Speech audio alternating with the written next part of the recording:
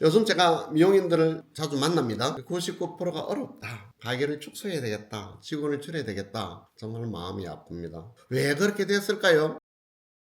아미조 꼰대 아저씨 김영기입니다. 2024년 10월 영상 교육 올리겠습니다. 올여름 정말 많이 더웠습니다. 찌긋찌긋 더위도 지나가고 추석도 지나가고 시원한 바람이 부는 10월이 됐네요. 10월 하면은 참 좋은 계절이죠. 익어가는 계절, 만물이 왕성한 그런 계절이 아닌가라는 생각이 듭니다. 넉넉하고 풍성한 그런 계절에 여러분들 삶도, 여러분들 비즈니스도 여유있고 넉넉하고 풍성하게 성장구 했으면 하는 바람 가지면서 오늘은 사장의 마음가짐 그리고 목표를 손으로 꼼꼼하게 적는 것 여러분하고 같이 공유를 해볼까 합니다. 먼저 사장의 마음, 첫 번째 저는 이렇게 생각합니다. 네, 고맙습니다, 감사합니다, 덕분입니다, 이 마음가짐이라고 생각합니다. 또 조금 더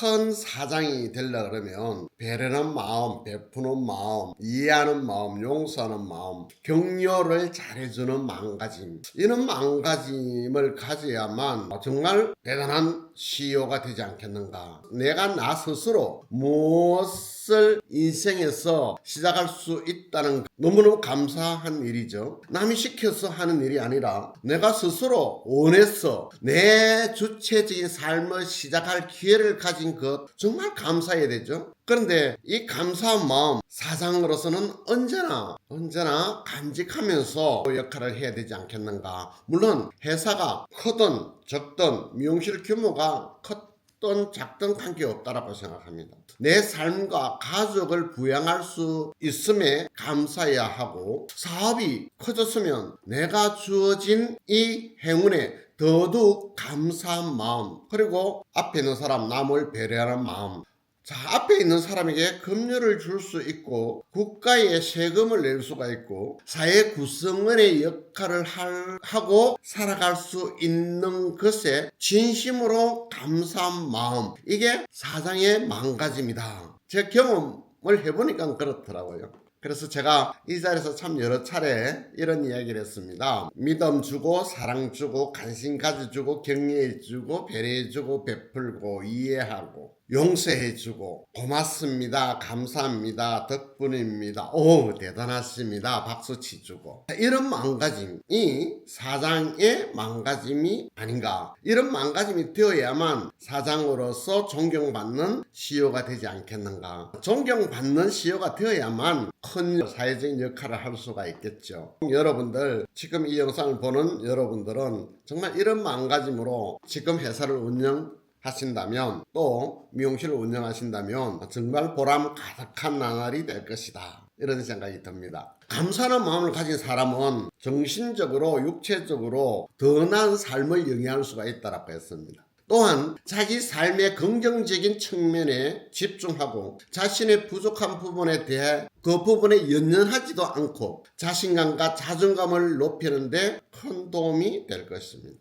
주변에 감사를 표현하면 다른 사람의 신뢰를 얻는다. 이거는 뭐 책에 나가져 있는 내용이죠. 긍정적인 감정의 교류가 이루어진다. 이것도 물론 마찬가지입니다. 책 보면 이런 내용이 참 많이 나옵니다. 이를 통해서 공감 능력이 향상되고 주변에 좋은 사람들이 나 가까이로 많이 찾아온다. 이것은 전반적인 삶의 더 큰 만족, 더 큰 부를 느끼게 해줄 것입니다.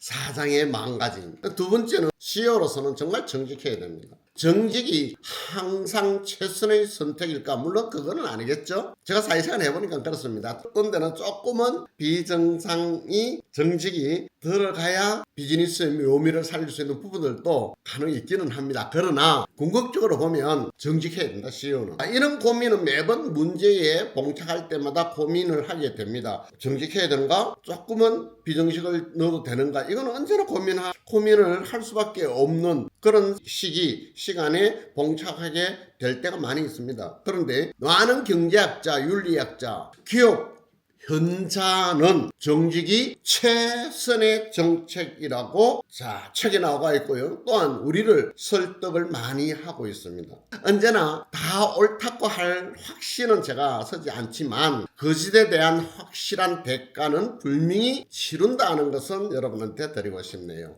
숨김에 대한, 거짓에 대한, 비정직함에 대한 평가 받고 그에 대한 물질적으로 손해는 언제나 오더라. 옳고 그름에 대한 특별한 가치관이 없다면 정직, 유혹 앞에 쉽게 무너질 수 있지만 그래도 저는 정직함을 고수해왔고 정직해야만 롱런할 수 있고 정직해야만 많은 이웃들에게 존경받는, 직원들에게 존경받는 CEO가 될 수 있다. 두 번째 CEO의 가치는 정직이다. 어떠한 강력한 압력에도 정직함과 약속을 지키기 위해 자신의 시간과 재산 손실을 감수하는 사업가, 다른 사람들의 더 많은 존중, 특히 내 측근, 주위 가까이 있는 사람에게 큰 존중을 받는 CEO가 될 것이다. 어떻게 보면 이것이 자산 아니겠습니까?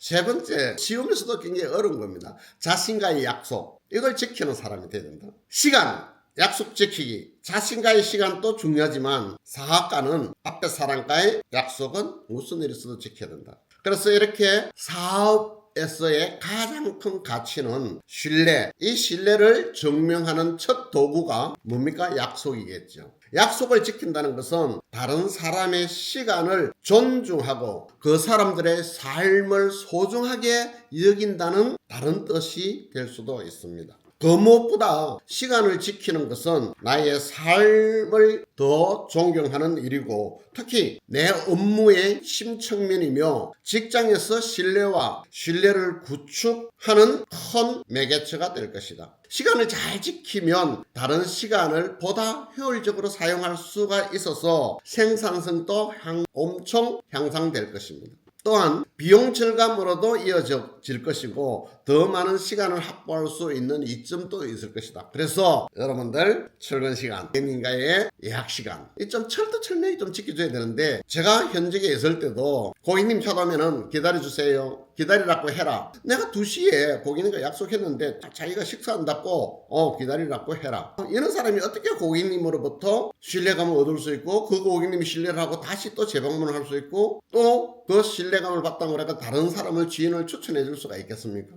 그래서 저는 이 세 가지를 내가 비즈니스 하면서 참 많이 중시했던 그런 부분이었습니다. 그래서 여러분과 같이 공유하고 싶어서 이 자리에서 영상을 올리고 있습니다. 계속해서 약속 어기는 사람은 약속을 어기게 되더라. 이런 사람이 비즈니스 성공하는 예를 볼 수가 없었다라고 김성회 회장님 책에도 이런 내용이 좀 나오죠. 오늘 나는 어떤 태도로 비즈니스를 하고 있는지 돌아보는 시간 꼭 가져보자. 만약에 잘못된 부분이 있다면 반성하고 고쳐서 내일을 맞이하자. 그러면 여러분들의 비즈니스가 아주 승승장구할 것이다. 요즘 제가 미용인들을 자주 만납니다. 99%가 어렵다. 가게를 축소해야 되겠다. 직원을 줄여야 되겠다. 정말 마음이 아픕니다. 왜 그렇게 됐을까요? 이것도 반성하는 시간을 가져보자. 그 원인, 본질은 사회에 있는 것이 아니고 고객님한테 있는 것이 아니고 내 직원한테 있는 것이 아니고 바로 나 자신이다 라는 교훈을 드리면서 1부 시간 여기까지 하겠습니다. 2부 다음 주에 다시 올리겠습니다. 기대해 주세요. 감사합니다.